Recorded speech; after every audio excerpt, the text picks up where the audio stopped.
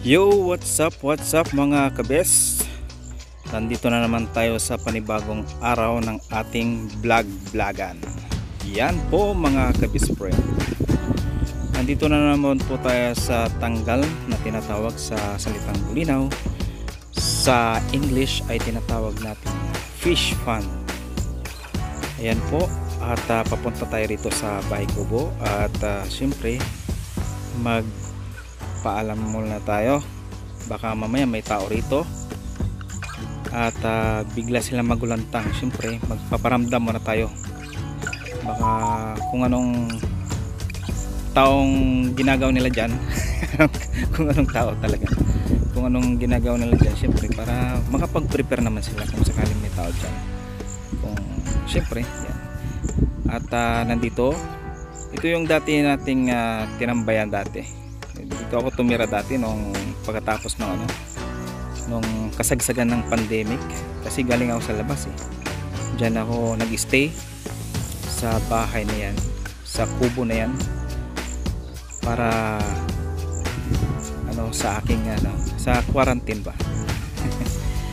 At yan, dito ako nag-stay, bali umabot din ako ng mahigit isang buwan yata dyan Parang mas gusto kong mag-stay yan dati dahil free at saka hindi maingay.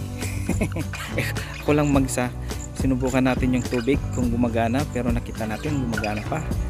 At yan po mga best friend, ito yung tanggal, ito yung fish pond na pinagkukuha na dati ng mga ulam, diba? Nung mga nauna kong vlog dati ay dito ako nagbablog habang kumukuha ako ng mga crabs, ganyan, mga shells, mga tahong, isda, yan, at iba pa.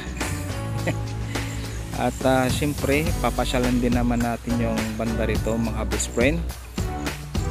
At dati hindi ganito to medyo malinis pa yung tilapil na yan. Yan, silipin muna natin dyan. At dyan, dito ako banda nangunguha ng na mga crabs. Dito ako nagsisilo, yung tinatawag natin na siklong dati. Yan, merong merong rumas na, yung tinatawag na damo na may tinik. Kapag ka natinik ka ay nako.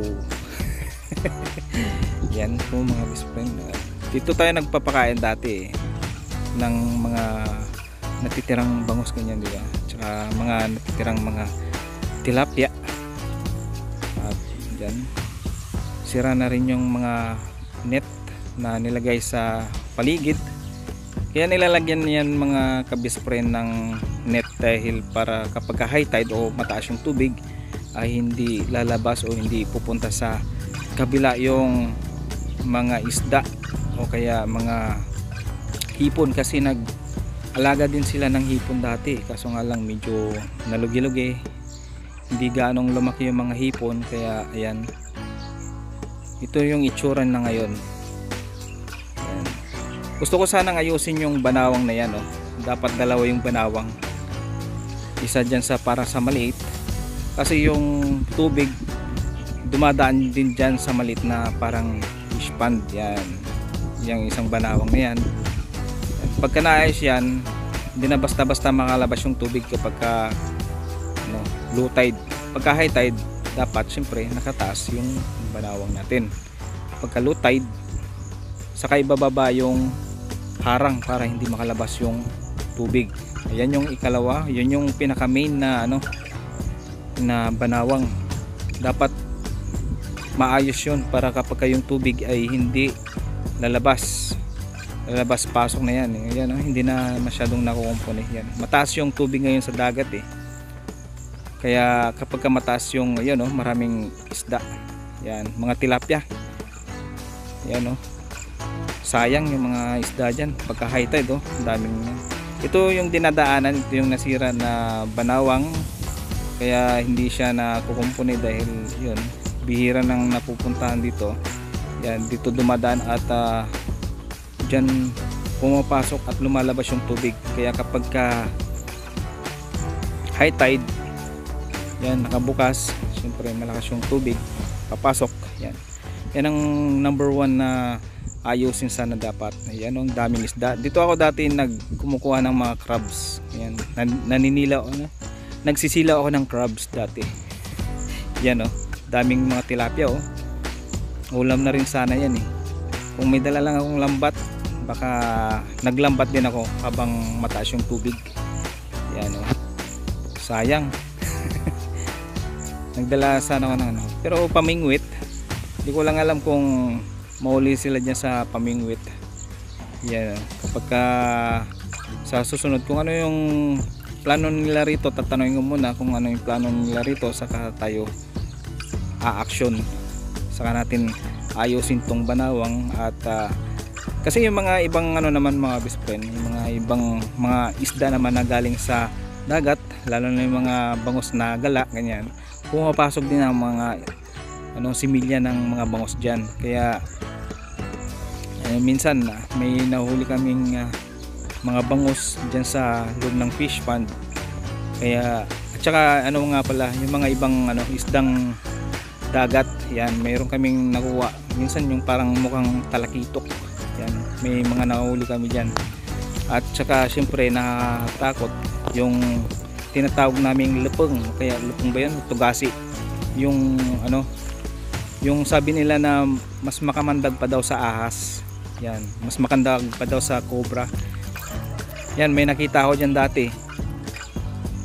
Yun ang isang medyo nakatakot dyan dahil may nakapasok dyan na mga ganon, yung makamandag na ahas dagat, yung tinatawag naming tugasi, o kaya yung lepeng niya tatawag namin doon, yung stripe na white tsaka black stripe tsaka black. Yan, so yan po mga best friend, bali pabalik na po tayo. At kailangan na nila akong kailangan na naming umuwi dahil yung mga magagraduate na mga kinder sinamahan natin sila, kaya nandun sila, inaantay ako. Yan, kapag kung anong plano nila, kung hindi nila itutuloy yung plano nila dyan, ako na lang yung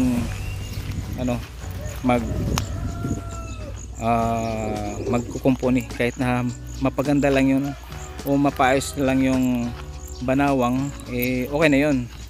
At least hindi makalabas pasok yung mga isda kapag maayos yung banawang. At syempre ganun din yung tubig, manatiling nasa loob at hindi makalabas. Yun ang importante. Hindi mabubuhay yung mga isda kapag mababa.